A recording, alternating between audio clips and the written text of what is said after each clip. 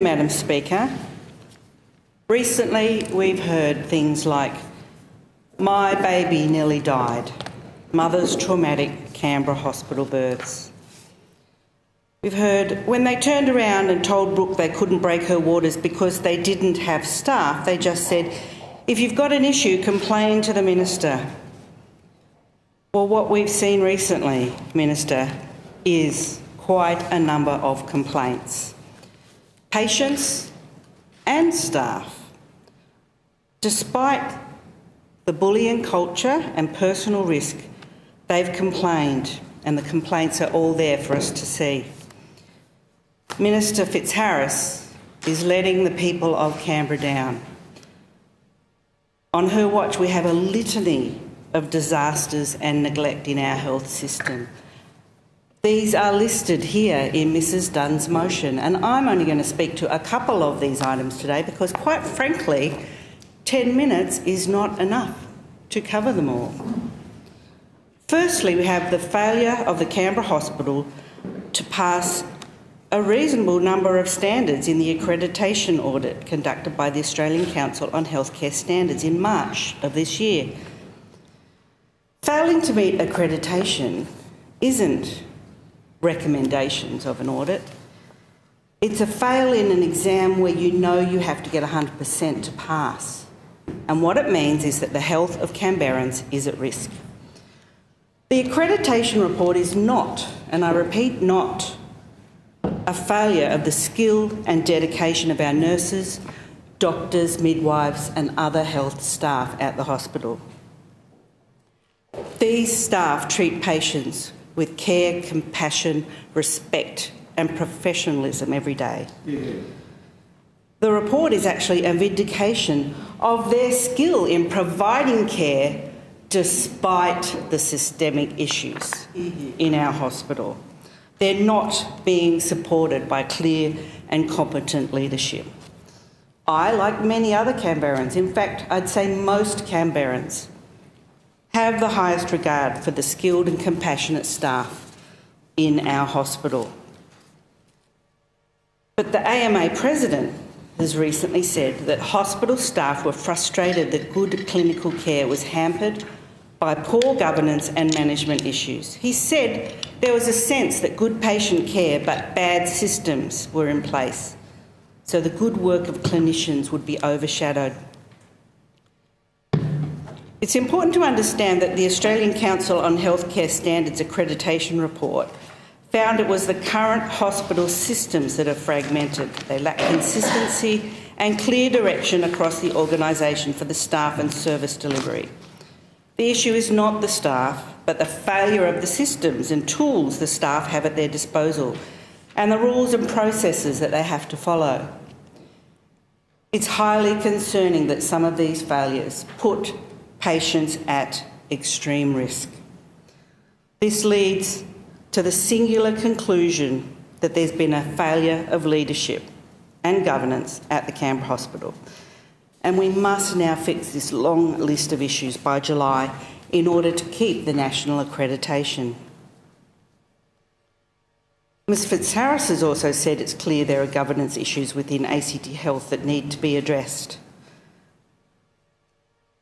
So where are those governance issues, if not landing firmly at the feet of the Minister for Health? The Minister for Health has told us this morning that she's been the Minister for a year. Actually, it's far longer than that.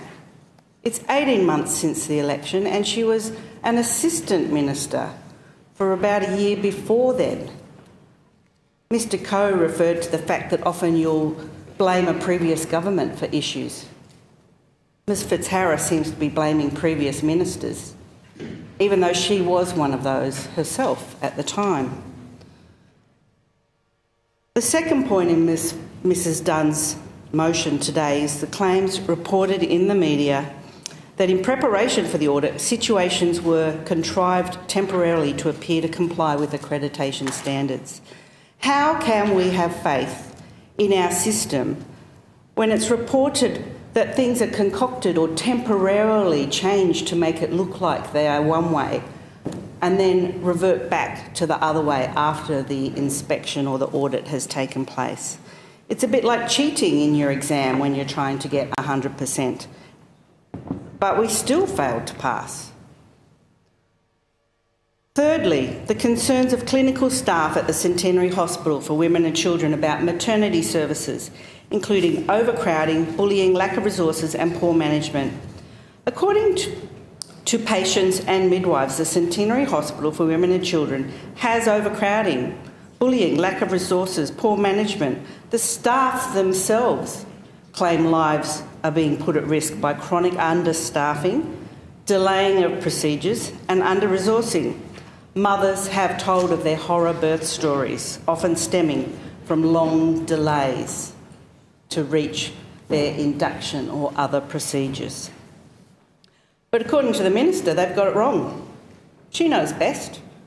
She knows that we don't have problems, apparently. While she admits there were some government issues within ACT Health that need to be addressed, when it comes to the management of the Centenary Hospital for Women and Children, apparently there's nothing to see. Which brings us to the next point about bullying. No wonder we've heard over and over again about a systemic culture of bullying in the hospital. It seems to me to be coming from the top of this minister refusing to believe that there are issues, denying her own professional staff when they say that there are problems. It's coming from the top and trickling down. No wonder it's been so intractable and difficult to change. We have the announcement that the Health Directorate will be split into 2 directorates. It's a good way of avoiding criticism. We're going to split the department into 2 parts and everything will be fine once we do that. Doesn't make any sense whatsoever. You have to actually address the issues, not make administrative changes in the hope that, a bit of smoke and mirrors will make people think everything is okay and something is being fixed. We've seen these types of tricks before in various public service changes. The minister might be in denial, but the issues of poor leadership at ACT Health are all too apparent to the casual observer. The minister is taking her advice from the senior bureaucrats. What they actually need to do is take note of the advice, of the concerns, of the complaints of our professional, caring and committed staff who are putting up with unreasonable daily pressures, trying to deliver the best possible health outcomes while the hospital is lacking leadership from the top. The minister is saying she denied there are ongoing tensions between midwives and management at Centenary Hospital for Women and Children. Really? You can deny there are ongoing tensions? And today, the minister is quoted as saying this action by the Canberra Liberals is nothing more than a cheap stunt. My baby nearly died? A cheap stunt? Concerned about my health and my baby's health? A cheap stunt? Really? Really? How is that supporting our nurses, doctors, midwives and other staff and patients with their enormous personal and professional commitment to the job? We must listen to these people at the front line, at the coalface, if you like. The Greens have said they won't be supporting this motion today. Once again, they're actually part of the government. They are no longer an independent voice in this chamber, pretending to be a crossbench to those in the public, but refusing to act as one in the chamber. Their vote today will indicate whether they believe the hospital system has crisis or not. And clearly, they don't believe reports like, my baby nearly died. The minister has a myriad of responsibility across city services like mowing, car parks and dangerous dogs. Your time has expired. I seek leave to speak longer. Would leave be granted? Yes. Ms Lauder. Thank you, Madam Speaker. The Minister covers a myriad of city services from mowing, car parks and dangerous dogs. She has responsibilities for what's being called the largest infrastructure project our city has ever seen. And she has a crucial job trying to provide leadership to our health service. And it's not fair on the people of Canberra that she's not able to dedicate the time to our health system. While she's flitting from one hard hat photo opportunity to another and leaving our hospital system in crisis. It's not enough, Minister Fitzharris, to paint a better picture for staff and patients. What's actually needed is systemic change to support our hard-working health staff. It's not good enough to deny, to dismiss, to disclaim what's being said by our health staff. I call on the Assembly to support our community.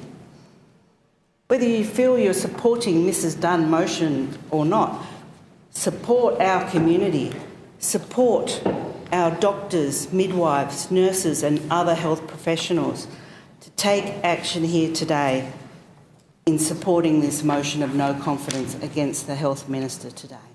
Yeah. Question is the motion be agreed to? Mrs Dunn, to close. Madam Speaker,